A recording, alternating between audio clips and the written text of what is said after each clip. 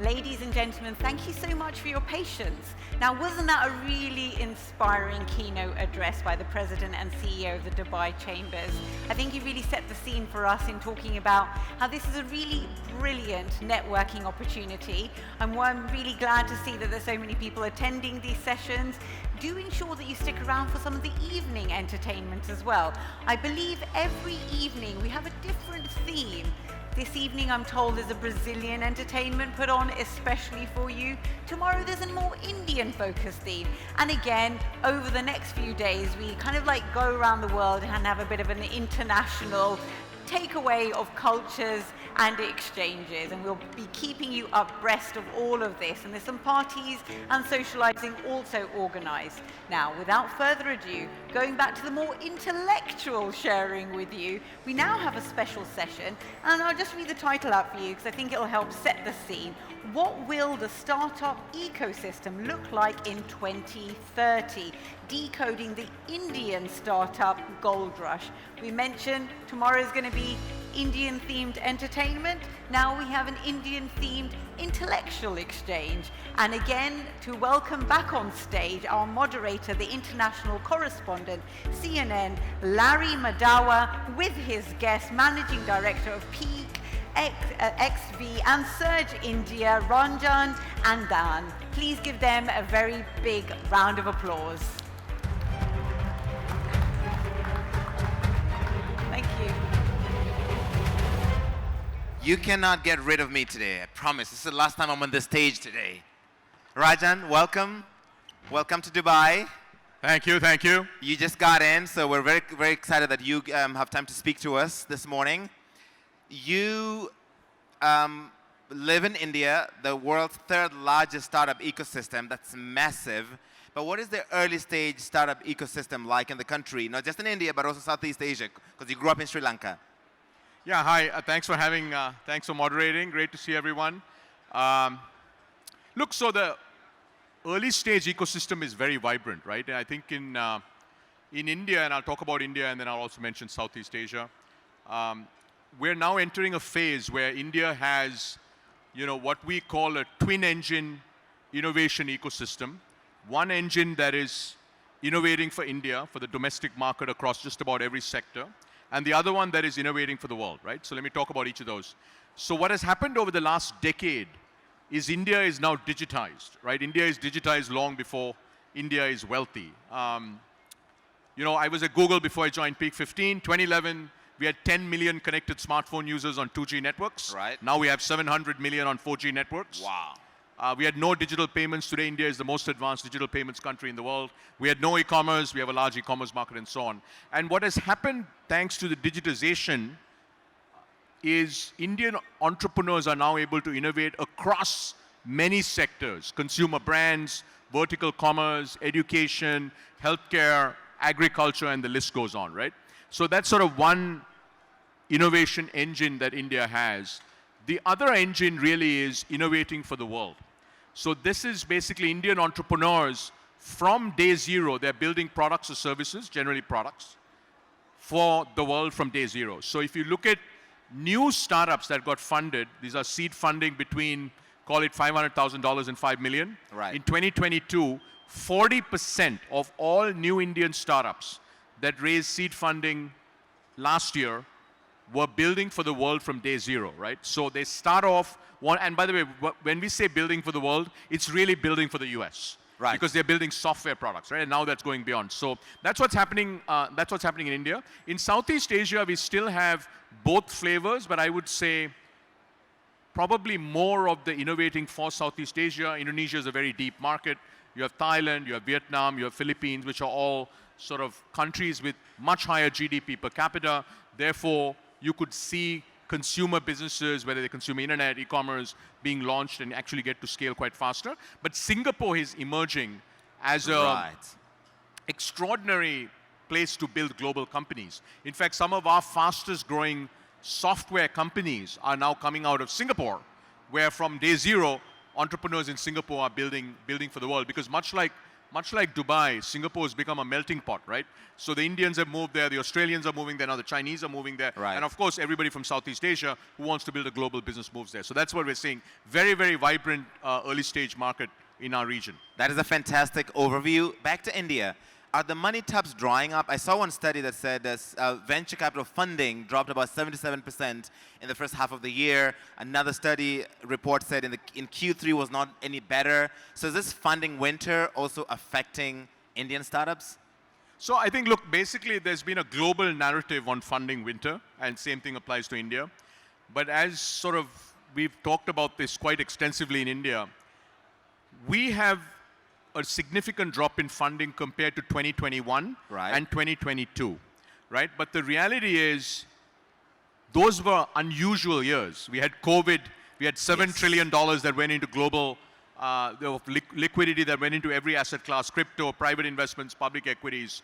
But if you look at India's funding trend line from 2010 to this year, Right. actually the trend line's pretty healthy, Okay. right? So essentially, there was less than $1 billion in 2010.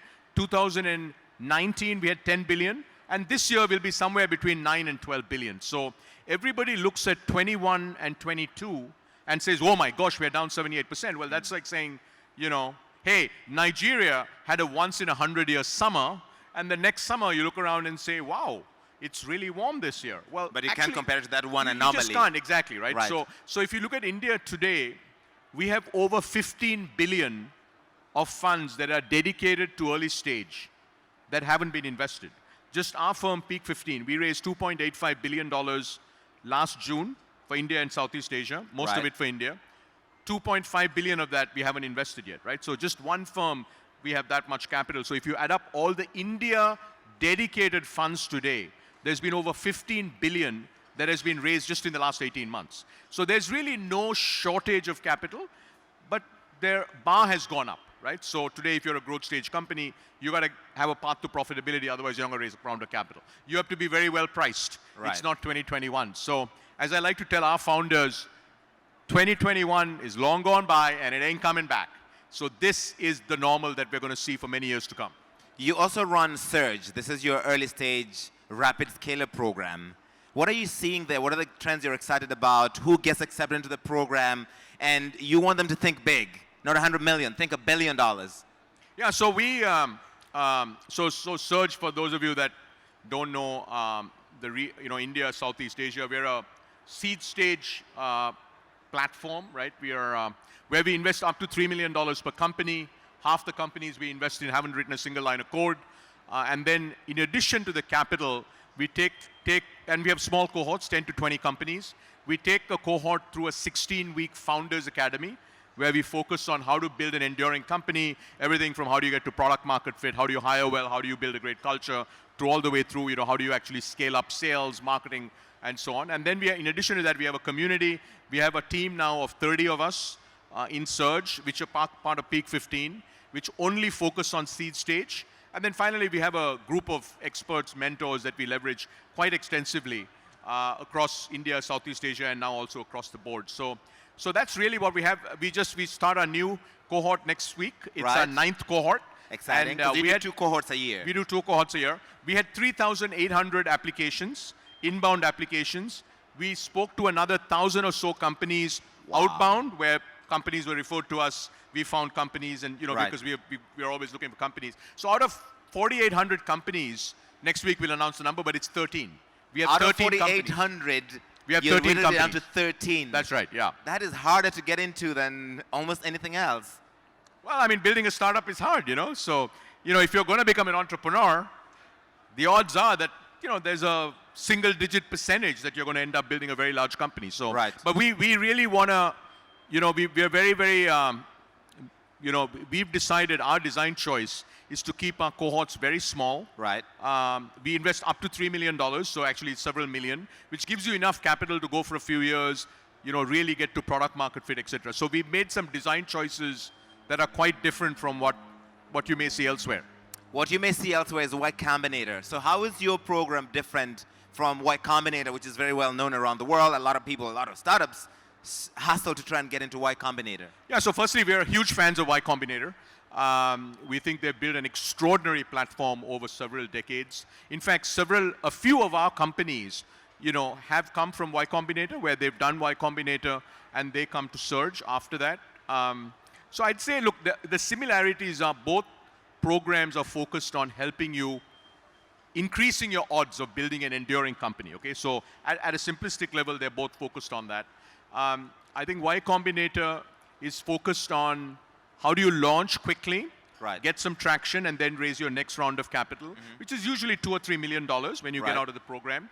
Our program, we actually invest. We invest up to $3 million, right?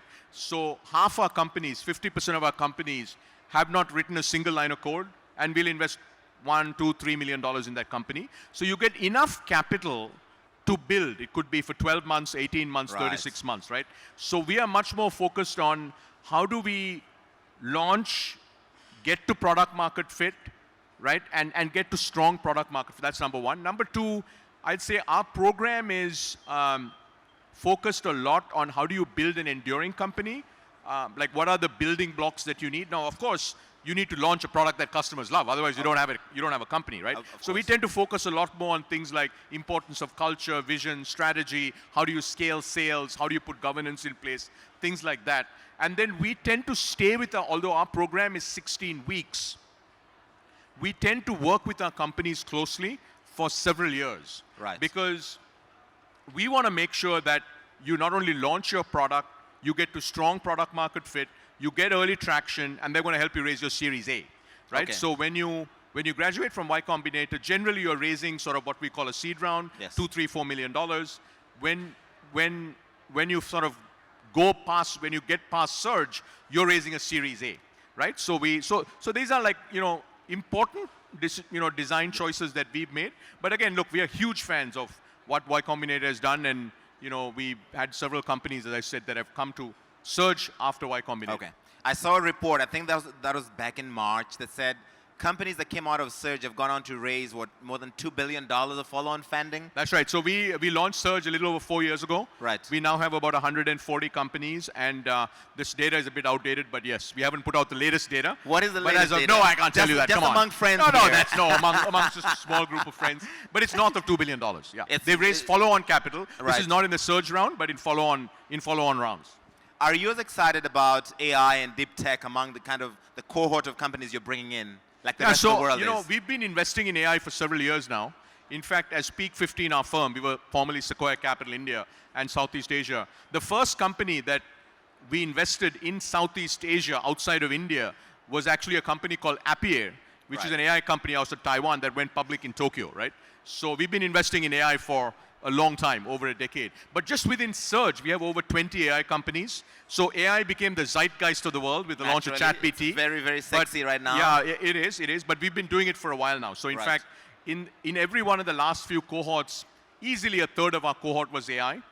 This cohort, the new cohort that we're going to announce next week, a significant part of our cohort is deep tech and AI. Right. So deep tech is for us is hardware, software. So think about semiconductors, think about recycling, think about green hydrogen electrolyzers, think about space tech, think about things like that. So this next cohort, which we'll start next week, we'll announce it the week after, is very, very different. It continues to have a number of very interesting AI companies, but it's also got the largest percentage of what we call deep tech, hardware, software-centric companies that we've had in Surge so far.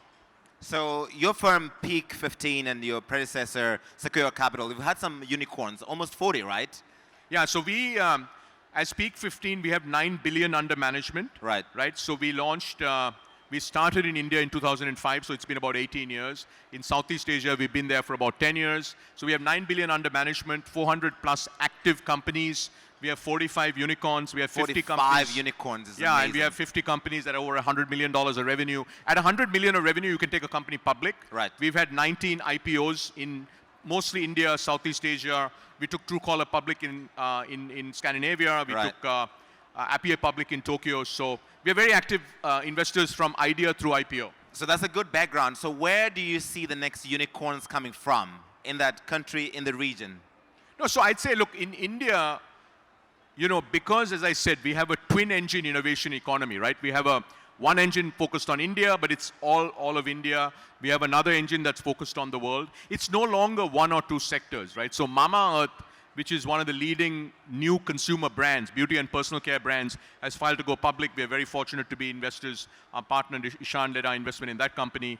So whether it's consumer brands, next generation e-commerce, digital health, education, financial services, fintech, domestic market is, just everywhere, right? And you'll see many of these companies, the ones that are not, billion-dollar private companies, they'll get to that. And similarly, look, if you go back 6 years, India didn't have a single SaaS billion-dollar company. Unicorn sort of is a term we don't use anymore. Yes. It's gotten sort of a bad rap. So billion-dollar valuation private company. Right. Today we have 23 as a nation, and our view is by 2030 we'll have 100 of them, like just on software, just SaaS companies. So I think we are well beyond the phase of having one or two sectors really dominate. Now Southeast Asia, we think there's a lot more to come in consumer, in fintech.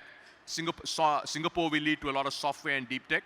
And in GCC, actually, we now have 5 investments. Yeah, already GCC 5 investments. We already have 5 here. investments. Yes. Our partner GV, who leads our growth team, is actually based in Dubai. So when he moved here, we started investing here. We have 4 growth investments. Tabby is one of our companies, Lean, right.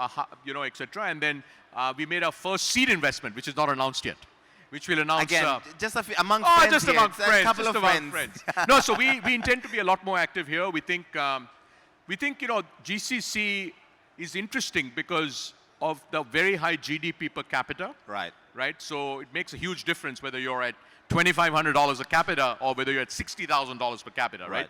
And you look at a market like Saudi, which is in that $20,000, $30,000 per capita. But second, you have very progressive regulation in many of these markets. Right. And third, I think if you look at Dubai, this morning I met 6 entrepreneurs. PK Gulati, who I think those of you in Dubai know, PK had set up 6 one-on-ones for me. And what was amazing to see is Dubai really is becoming a melting pot for world-class talent from everywhere. Right. Met a few Indian founders, met founders from Eastern Europe. I met a few, Egyptian founder, one founder from the Emirates. Wow. So it's a very interesting sort of melting pot of world-class talent, right? And that's what you need. Fundamentally, what do you need, right? You need a market that's rich of opportunity. Right. And you need world-class talent, and then you need capital. So I think this region is now getting to a point where you're seeing all of those, which will lead to the next generation, the next Kareem, and the next Kareem, and the next Kareem. Okay, finally, I think this is a matter of personal reflection. You spent, about more than a decade at Google, and now you're full-time investing. What are the different lessons there from a big multinational to helping the next generation of billion-dollar companies come up? Yeah, I think, look, the biggest lesson, 3 big lessons. One, think very big, right? It's easy. Larry Page, the co-founder of Google, used to say, takes the same amount of effort to think 10x as opposed to 10%. So why don't you just go for 10x? That's one. I think second is just being obsessed about building products that your users love, right? There's a reason that search is search. Users just love search and it works every time. So having this obsessive, relentless focus on building products that users love. And I'd say third thing is, look, you got to focus on the team and culture. Right. I love my time at Google because I was just surrounded by people. Every single person was just smarter than I am, by an orders of magnitude. And that's a fantastic sort of environment to be in because it just makes you better. Okay, that is a great place to end it. Everybody give a big round of applause to Rajan, please. Thank you for coming and talking to us.